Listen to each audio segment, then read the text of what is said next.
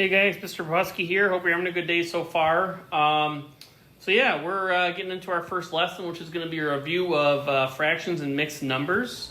Basically we're going to be doing some actual problems in class and stuff. I think I'll have you guys watch the videos if you need to watch them on your own time. You'll have access to all these videos and stuff, but I'm also going to break up these videos into smaller parts, so we're going to do like section by section because then it's easier for you guys to watch each section individually rather than watching a huge 45-minute video or 40 or 30-minute video, okay? So let me know if you have any questions about any of this. Email is the best way to reach me, and let's get into it. So we are reviewing fractions and mixed numbers, adding and subtracting fractions. Also, you should be taking notes on this stuff too, by the way. I forgot to mention, you should be taking notes on this stuff. I passed this out to you guys early on. It's a good idea to do that, okay? All right, adding and subtracting fractions. First step is to make sure, well, what do you guys know about adding and subtracting fractions? Why don't you guys go ahead and pause the video, tell me what you know about adding and subtracting fractions. Just think about it for a second, really quick. So we have, right here, we have 2/3 minus 1/2. What do we do to subtract things? Looks like they have different numerators and denominators. What do you think we're going to fill in the blanks here?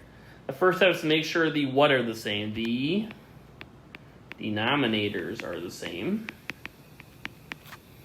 And then you're going to adjust your numerators accordingly. Oops, that was a bad S. Still a bad S.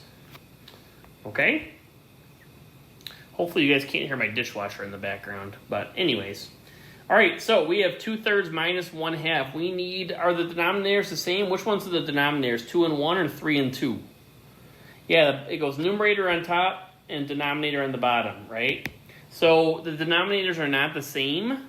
So we need what's called the least common denominator, which is going to be the least common multiple between the two numbers, okay? So we want the smallest number that divides by 3 and 2 both.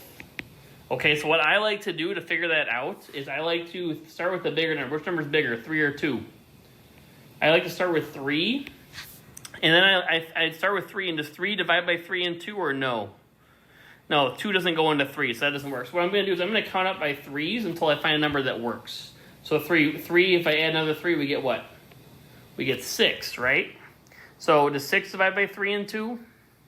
It does. Okay, 6 divides by 3 and 2, so that's where we're going to stop. But you can go up to 9, then 12. You can keep going up and up as much as you need to, but that's the easiest way to figure out a least common denominator, a least common multiple.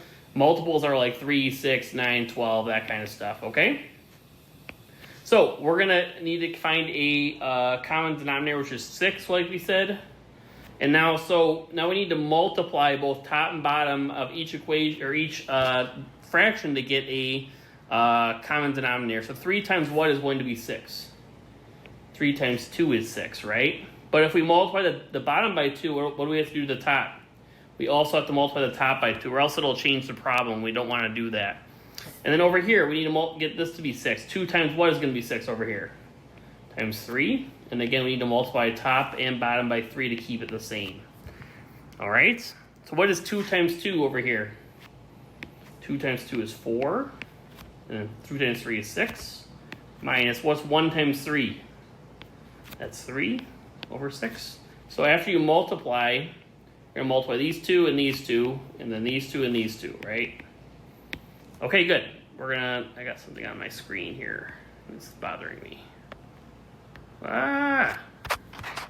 Sorry, guys. All right. So now we have 4, 6. I didn't get it off there. All right. We have 4, 6 minus 3, 6. It says next you need to add or subtract the blank and keep the blank the same. Add or subtract the what? The numerators.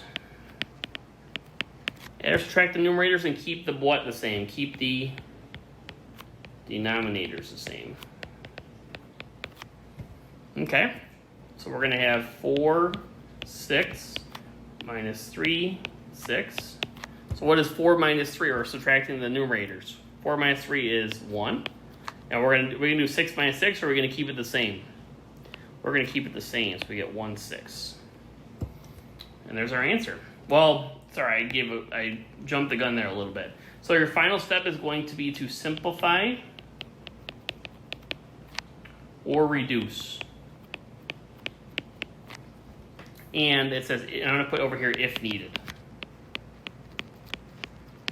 Okay, so what they mean by this I didn't make this lesson, and I kind of don't agree with some of it, but I believe that improper fractions are the best things you guys want to work with in math. I don't think that mixed numbers are very useful, but what they mean is if you had, how can you tell if something's going to be a mixed number or not? Is 1/6 going to be a mixed number or no? No, what makes something a mixed number is if you had like 7/5, right? Because then you need a bigger number on top. It means there's more, there's more in the numerator than there's in the denominator, right? So 1/6, you can't reduce that or do anything with that because 1 is smaller than 6. It's like 1/6 of a pizza or something, right? But you do, this lesson does want you to reduce or simplify if possible. And we'll talk about how to do that a little bit more later, okay? And then you can also reduce fractions. I'm going to write this over here. You can reduce vertically or diagonally. Okay, simplify or reduce means you can reduce vertically or diagonally, okay? Yeah, we'll leave that there for now. I think I meant to put that with the multiplication, but that'll work there. Okay? So why don't you guys go ahead and, if you're feeling comfortable, pause the video and give these two a try. Otherwise, we'll do one more together, and you guys can try the last one on your own, okay? Go ahead and pause the video. Okay, we have 5/6 plus 2/3. 5/6 plus 2/3. Do we have a common denominator? Are 6 and 3 the same or no? They are not. Okay, so we start with the bigger number. Which number is bigger, 6 or 3? We start with 6. So does 6 divide by 6 and 3 or no? It actually does. We can actually find our common denominator is going to be 6. So this one's already 6. We don't need to do anything to this side, but 3 times what is going to be 6 over here? 3 times 2. So we're going to get 5/6. What's 2 times 2 going to be? Plus 4/6. All right. And what's 5 plus 4 going to be? 9/6. I'm going to box this because this is the answer that I prefer and that it's going to be the most useful for you in Algebra 1 for the most part. But we'll go ahead and reduce this a little bit too. Do you guys see how this is an improper fraction because there's 9 on top and 6 on the bottom and 9 is bigger? Okay, so how do you convert this to a mixed number? Well, we need to see how many times 6 goes into 9. How many times does 6 go into 9? 6 goes into 9 one time. And then, so basically it's going to be 6 goes into 6 one time, and then what is left over? If you do 6, if you take away 6 from 9, you have what left over? You have 3. So we have 6/6, which is 1, and then we have 3/6 left over. This is going to come down here. Okay, basically we're undoing what we would normally do. Usually when you're simplifying mixed numbers to improper fractions, you multiply and add. We're doing the opposite direction here. We're dividing and subtracting, basically, okay?